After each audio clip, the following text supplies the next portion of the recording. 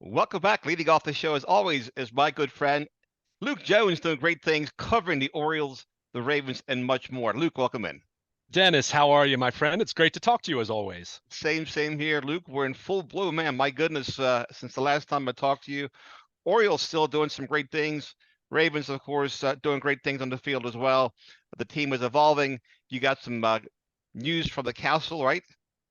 Absolutely. I mean, as you just mentioned, Orioles on the West Coast. So I haven't been, I've been watching late at night, but haven't been around the team. But plenty going on with the Ravens on the heels of their preseason opening win against Philadelphia, which, not a whole lot to take away from that. I mean, we can get into that if you want, but I think the big news Monday ahead of them beginning joint practices with the Washington Commanders was J.K. Dobbins back on the practice field.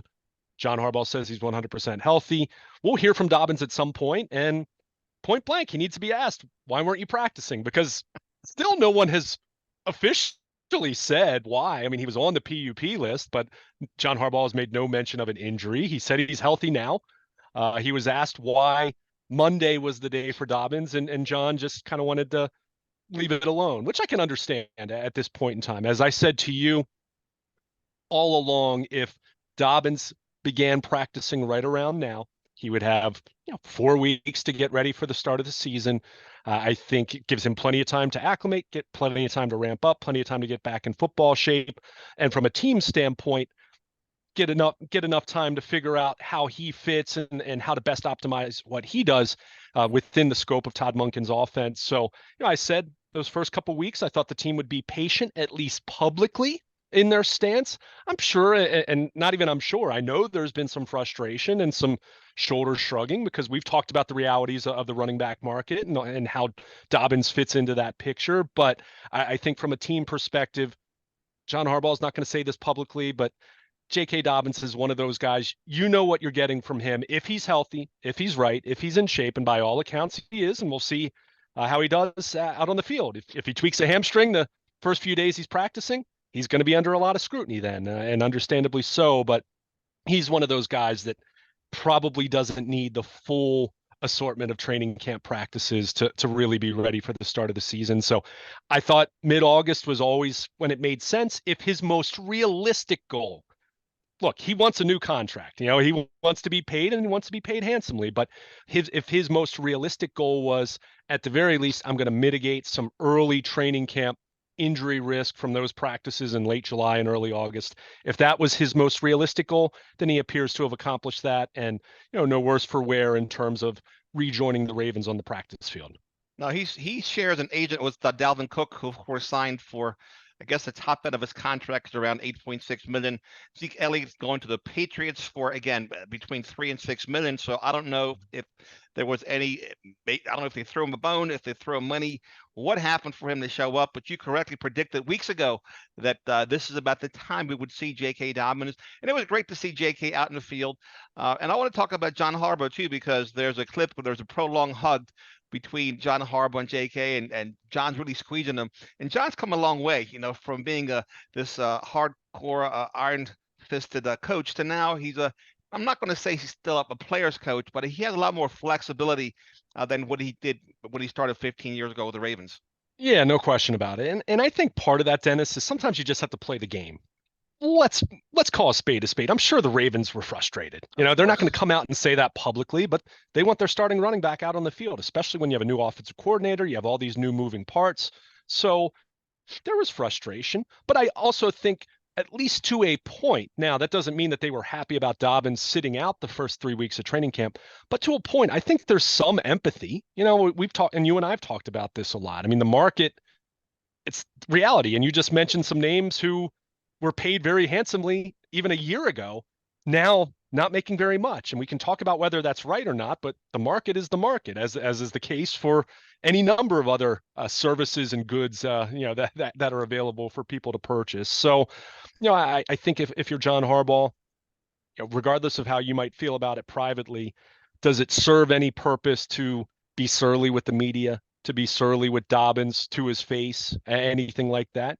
I'm sure he has his private thoughts about it, but Dobbins back on the field mid-August. You have plenty of time to, almost a full month until they kick off against Houston in week 1. So from that standpoint, standpoint, you're right. And I think if you're a coach, however you fancy yourself, players coach, more of an old school, I don't want to say taskmaster, but you know what I'm talking about as far as how coaches can range. But I think John, having done this now for going into his 16th season, I think he understands that you got to play the game sometimes, and there is business here. It's not it's not coaching in college. It's not being a special teams coordinator. When you're the head coach, you're in charge of everything that happens from a football day-to-day football process. So I think from that standpoint, plays the game well, and as you said, it makes for a nice social media post. Fans get the warm and fuzzies, and J.K. Dobbins is back on the field. We'll see how this year plays out, and even more so, we'll see how next offseason plays out. I think that's a different story. But in the meantime, the Ravens want J.K. Dobbins to be great, and he needs to be great to maximize whatever his earning potential is going to be on the market, whether it's the Ravens paying him or one of the 31 other teams. Ravens cornerback depth continues to be a concern. They certainly had some injuries back there. You're shaking your head for listeners on the radio. Can never have enough corners. That rings in our ears. Ozzie Newsome said so many years ago. This team was bitten hard by injuries at that position. It seems like going back to forever, Luke. Yeah, and I mean, Dennis, you know me, I've been covering the Ravens a long time, and I'm not someone that's much for hyperbole or recency bias, but when I really look at the state of this cornerback group right now, I don't mean later in the season when you've had a bunch of injuries like they did 2 years ago, and we all remember what happened against the Bengals in December, right after Christmas when they had COVID issues, they had injuries. Marlon Humphrey was done for the year, but this early stage of the preseason, knowing that, yes, they still have some time here and Eric DeCosta could still make a trade. We'll see what happens. I haven't seen a position group look this unsettled, this uncertain at cornerback. Probably have to go back to 2014 for me. And that's when, they had Jimmy Smith and they had Ladarius Webb. Great. That looked good on paper.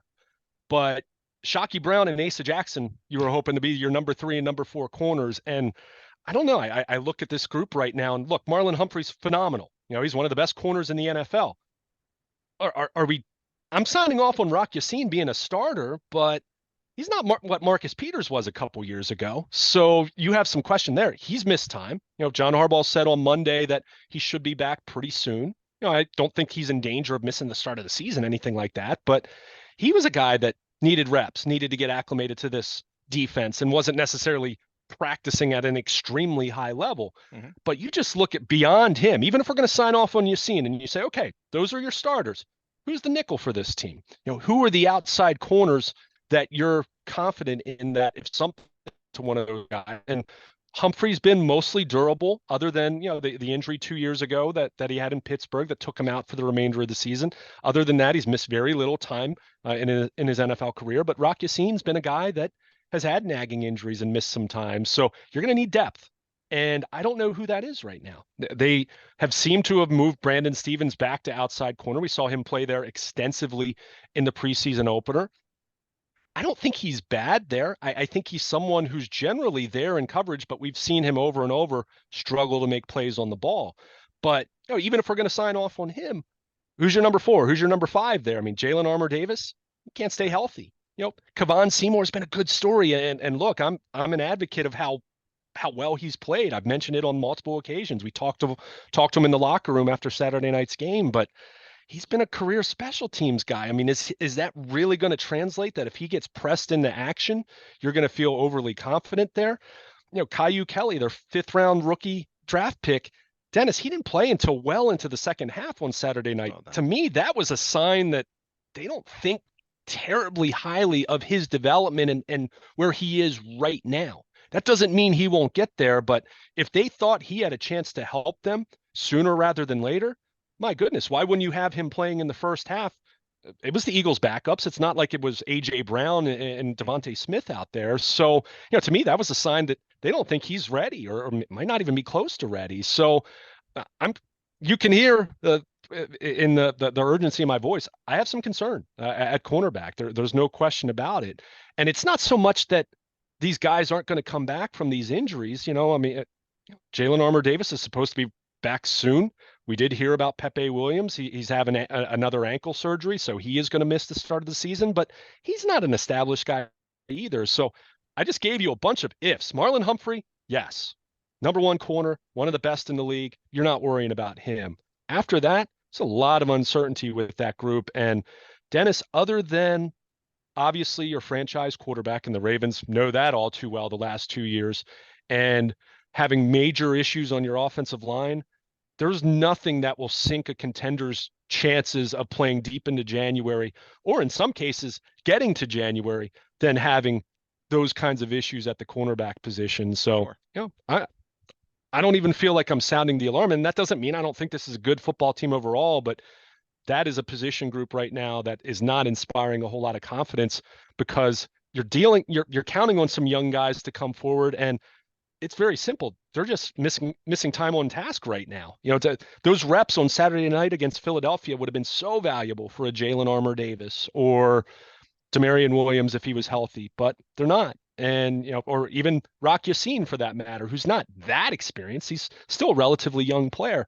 So not having those guys out there, it's not to say they won't be back in the coming days and they won't still get some reps, but it's just a whole lot of unknown with that group. And, it's one thing to decide you're going to move on from Marcus Peters. And look, I don't think Marcus Peters was the player he was a couple years ago. And certainly we know about his personality and whether that balance is going to be enough there, especially if he's not going to be that legit lockdown corner that he was in his prime. But at the same time, deciding to move on from him is not the same thing as replacing him. And at this point, I'm not confident that the Ravens have done that. And they just have a lot of uncertainty with that secondary. There's a lot of different options and potential as far as moving guys around and safeties playing nickel and what have you. So, I'm not saying the cupboard's bare, but just not a whole lot of proven commodities there that you're necessarily confident in, other than Marlon Humphrey at the top, of course.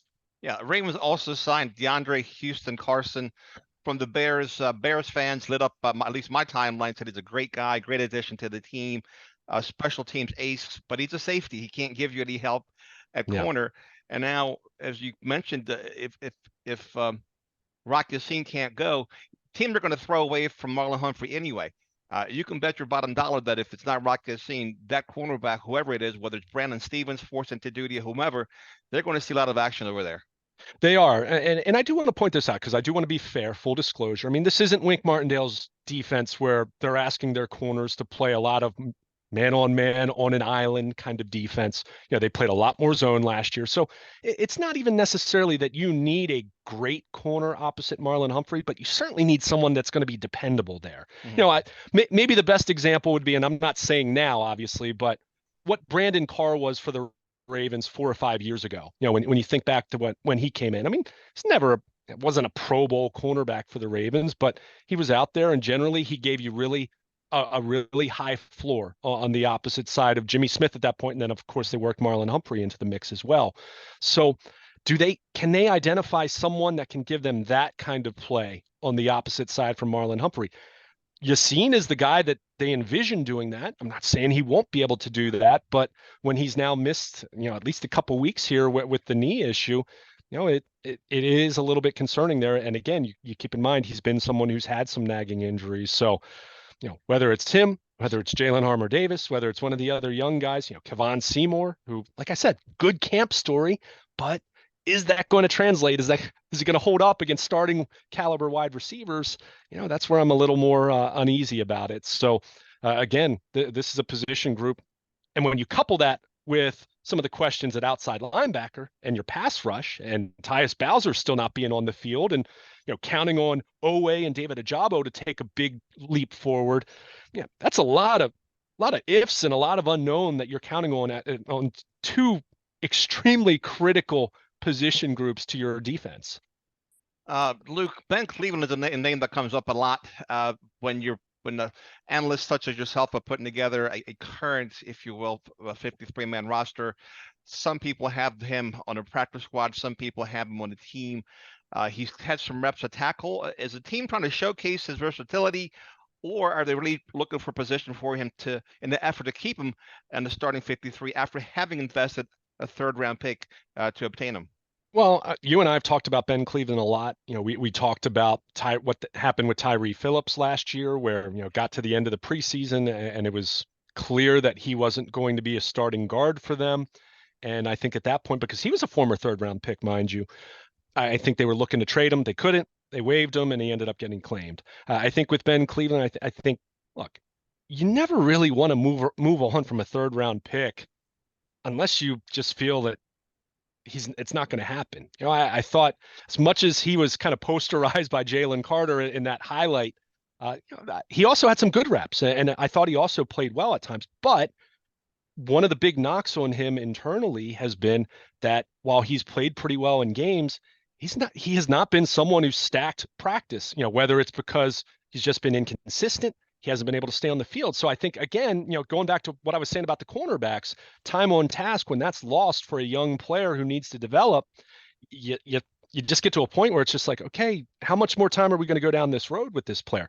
It's clear because he didn't play left guard at all in Saturday night's game. He's not in that competition.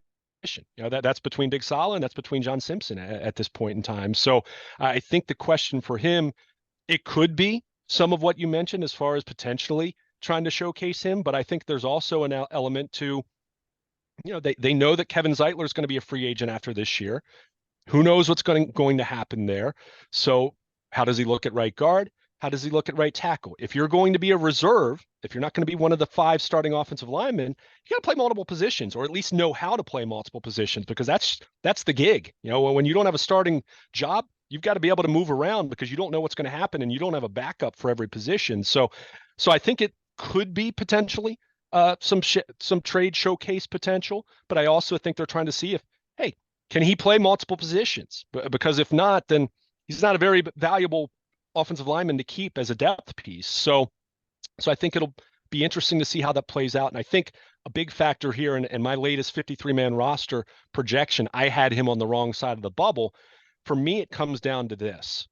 I think when you're talking about left guard, whether it's John Simpson or it's Big Sala, if they decide to go with the 6th round rookie, how confident are they in him to hold down that job? If they feel emphatically that he's a guy, no questions asked, then maybe they move on from John Simpson. Maybe they try to get him back on the practice squad and they go with Big Sala. But if it's a little more neck and neck, or if John Simpson wins that job, then I think it's much tougher to keep Ben Cleveland, because then you'd be looking at keeping 10 offensive linemen Right. at that point in time. I'm not saying it's impossible. And look, inevitably there's going to be a couple injuries, and they'll move a guy to IR, whatever ends up happening. They got 2 more preseason games, so that's kind of inevitable that you'll lose someone, even whether hopefully it's just not a overly important critical player for them. So I'm not saying you can't make room for him. I'm not saying he's definitely not going to make the team, but I do think you look at where Ben Cleveland is. He's not in the mix at left guard, so he's got to play multiple positions. And if he can't do that, if they don't have a high enough confidence level in him to do that, then I could see him ultimately getting that Tyree Phillips treatment at the end of the preseason, where they try to trade him, and if not, they waive him, see if he gets through waivers, and if he gets claimed, he gets claimed. Yeah, no question about that. Got to quickly mention Justin Tucker. I don't know if it was you or somebody else, but they said, hey, 40 is the new, or 60 is the new 40 for him. That was me, yeah. It was you. Man, great tweet. And I can talk about that as I'm approaching 60. I hope it's the new 40. But he just casually hits a 60-yarder with room to spare, Luke. Yeah, I mean, it's incredible. And look, I say this all the time with Nestor, and I've felt this way. Gosh, I felt this way probably close to a decade. I mean, I don't know what to say about Justin Tucker because it's just been said, and he just continues to do it.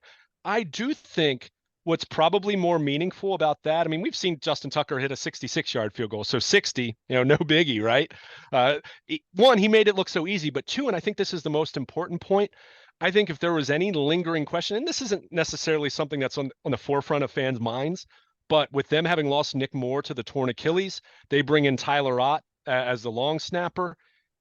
Their operation as specialists, Jordan Stout punted really well, had a couple great punts, and Justin Tucker hits a 60-yard field goal with ease. To me, that should remove any meaningful doubts about Tyler Ott's ability to be their long snapper. But you're right. I mean, Justin Tucker, it's just that he made it look so casual. He made it look so easy. I mean, it's a 60-yarder and he split the uprights. It's Yeah. there's I just don't know what else to say because I mean, guy's gonna be a Hall of Fame kicker. He's on a path. I mean, he has to do it for more years, but absolutely on the path to being the greatest kicker in NFL history as long as he does it for, I don't know, 3, 4, 5 more years, something like that. Probably would help him to get another Adam Vinatieri kind of moment, if we're being honest. But clearly he needs the rest of the team to help him on that front. But I think it is amazing to see what he does. But I thought that was not the most interesting point to come out of Saturday's game, but still an important one for the Ravens that Sure. their specialist operation looked like it didn't miss a beat, even though they have a new long snapper. Yeah, we're certainly running out of superlatives to describe his performance, given the new battery that he has to work with. Second one in the last 2 seasons, of course, due to different situations. The Ravens have an offer to Jadeveon Clowney. They've had a couple other guys in for visits. So this roster isn't done, Luke. Somebody's going to have to go once they need to sign an edge rusher or run stopper either way. But this roster is still not settled. Yeah, frankly, it shouldn't be. I mean, you heard me talk about my angst over the cornerback position, but you just said it. I mean, outside linebacker right now. I mean, Tyus Bowser, I flat out asked John Harbaugh on Monday, is there concern that he's not going to be ready for the start of the season? And he said, no, they're at this point, they're confident he's going to be ready. Apparently some of the swelling, it's odd because all understanding is the Achilles is no longer an issue for him, but this is a knee issue that he's dealing with. And, it's just one of those deals where it was problematic in the offseason. He's on the NFI list, so I don't know if he injured it, working out. I haven't heard that there's anything shady about it. And, just to be clear, I'm not implying that, but, they're just in a with him where John Harbaugh called the knee, quote, agitated. And he's just been dealing with swelling and hasn't been able to get on the practice field. But because of that scenario, and if it's something that's more something that could potentially linger and not an injury per se, but and again, who knows what the deal is? Is it tendonitis? What is it? But that just means even more so that they need to bring in another veteran. And we know that they visited with Kyle Van Noy a few weeks ago. They recently visited with Jadeveon Clowney. Both of those guys, while Van Noy not known for his pass rushing prowess, good in coverage, good to be able to set the edge and play the run. Clowney, certainly known more as being the first overall pick and pass rush potential, even though he's never really consistently put up big sack totals. But he's a good run defender too. Mm-hmm. And that's something that whether Bowser is right or not, they need more of that because, Oweh at times looks good doing it. Other times has struggled with it. I think there's confidence that Ajabo eventually will be a good run defender, but we even saw on a couple occasions in Saturday night's game, he got caught crashing inside. And on one occasion, Mariota leaked out and picked up a first down running on 3rd and long. So, Tavius Robinson, he's a rookie. How much can you really expect him to do for you in that regard? So they need at least one veteran to bring in, and you'd like it to be someone that can do a little bit of both, right? A little pass rush juice for you as well as playing the run. So, we'll see how it plays out. Anytime you have these kind of visits, if you've identified a player, a veteran that you like, typically it comes down to 2 things. One, the big one, the paramount one being money. And 2, sometimes it's a veteran player that's not in a major rush to get into training camp. And that's okay to a point, but we're getting down to the point where you're going to start hearing the clock ticking for the start of the season. And if you're going to bring someone in, you want to give them enough time to get acclimated to the defense. So we'll see. Certainly, we know they made an offer to Clowney. John Harbaugh said the door is still open. He has since visited with Jacksonville, although it sounds like there wasn't going to be a deal there. In fact, it sounds like an offer wasn't made. So, who knows? Clearly, he's trying to get a little bit more money out of the Ravens or whoever it might be, which is his right. So we'll see how it plays out. But yeah, between corner and their outside linebacker picture, tough to fathom they wouldn't bring in. I'd like to see a veteran at both of those positions brought in, but there are only so many guys available right now, and you're gonna have to pay, especially if it's someone that's in demand from some other teams. Yeah, Mariota was certainly a good test for the defense. The young guys, they got looks that they wouldn't ordinarily see with a classic drop back quarterback, and as you mentioned, the new edge rushers. They got a bit of a lesson last Saturday night. No question about it. I think with what we saw from the defense overall, there's a whole lot to not necessarily like in the first half. Some of those guys I thought played better in the second half, but I think you got an idea of why the Eagles are the defending NFC champions. They got a lot of depth on their roster, and they didn't even play their starters, and yet they still gave the Ravens no shortage of problems in that first half. So, what does that mean? Not a whole lot, I don't think. But to your point, guys like Ajabo, younger guys that were out there, that they certainly benefited from reps and putting putting those reps on tape and going up against someone that you're not familiar with to see how they fare. So, in Ajabo's case, some good and some not so good, which is probably what you expect from someone who is still basically a rookie, considering how limited his practice time and certainly his playing time was last year. Well, before I let you go, Luke, just your thoughts and comments on the Orioles. Of course, Cedric Mullins making a phenomenal return, right? You couldn't have scripted that one better. Yeah, I mean, that series in Seattle was just incredible. It really was. I mean, they didn't swing the bats well. They got their butts kicked on Friday night, which was on the heels of a really tough Houston series, as you and I talked about last week. So, I think after that Friday night, you're kind of worried. I mean, the Mariners had been the hottest team in baseball, and they figure out a way to win 2 games in extra innings. I mean, it was Felix Bautista doing what he did on Saturday night in the 1-0 game in 10 innings, and then on Sunday it was the Cedric Mullins show. But so they keep rolling, and even against San Diego on Monday night, Grayson Rodriguez, I don't know if you had a chance to see it, Dennis, but that was as dominant as we've seen Grayson Rodriguez look. And we know that there's a reason why he was the top pitching prospect in baseball over the last year or so, or one of the top pitching prospects in baseball. And he's pitched well since he's returned, since the All-Star break, he's pitched well. But Monday night, to me, that kind of felt like the arrival in terms of that guy looked like a dude. He looked like a number one starter. He looked like an ace pitching 7 strong innings the way he did. Gives up the solo homer, and then he strikes out 3 in a row right after that. I mean, that was impressive. So, I mean, what else can we say? We've talked about some of the concerns about this team. We know on the pitching side, the bullpen, the number of young starters they have that are, getting to or blowing past their career high in innings. They're going to have to manage that. They've gone to a 6-man rotation at this point. So, there are things about this team that you have some concerns about when you look at it on paper, but it's uncanny just their ability to get the job done. And I was talking about this with a reporter the other day, that so many times you hear about, a team that's resilient and, they never quit, all those different narratives that you hear about in sports. And a lot of times I kind of feel those narratives are overused, but this team's ability to just find a way to win games, it truly has been uncanny. And it's why they're in first place and why they're going to make the playoffs and why they have a heck of a chance of, who knows, maybe being the number 1 seed and earning that first round bye. That would certainly be nice in terms of being able to set up their pitching staff the way Brandon Hyde would like. Yeah, it's been a very long time since we've talked about the Orioles. Yeah, like we're doing right now. It sure is a lot of fun, man. It's great going to the park, great talking to the fan base about them, and it's a lot of great energy surrounding the team.